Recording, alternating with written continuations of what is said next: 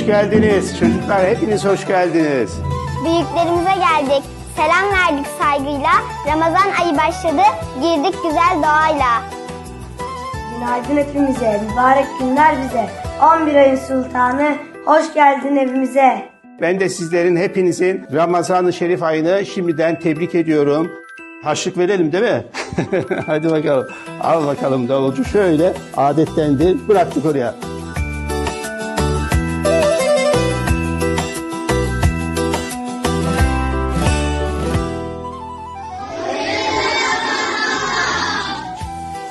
Neden böyle bir şey oldu?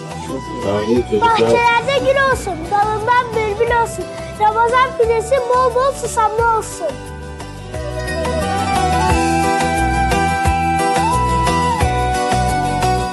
Sunum müdürün tepsine, orucumuzu tuttuk biz de. Ramazan ayı öğretir, sabretmeyi herkese.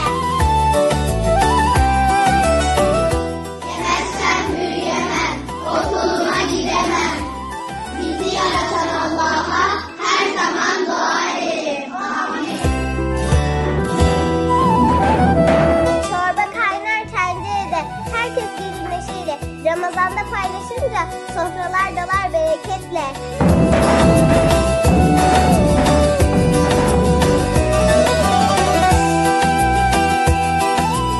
Ramazan'ın ilk günü ve Ramazan'ın gelmesi sebebiyle bir etkinlik yapıyoruz. Camimizi yapıştırıyoruz.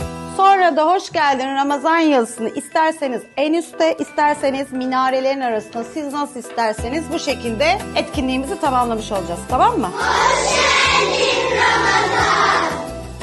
11 ayın sultanı Ramazan'a giriyoruz. Onunla ilgili güzel bir davulcu etkinliği yapacağız. İlk önce yuvarlaklardan, mavi ve beyaz kağıtlarınızdan başlayın.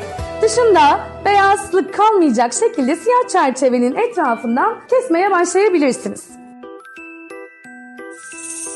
Davulum var gün gün, mahalle çınlar tüm tüm. Sahur vakti ben ayaktayım, sen rüyada yersin 3 dürüm. Ramazan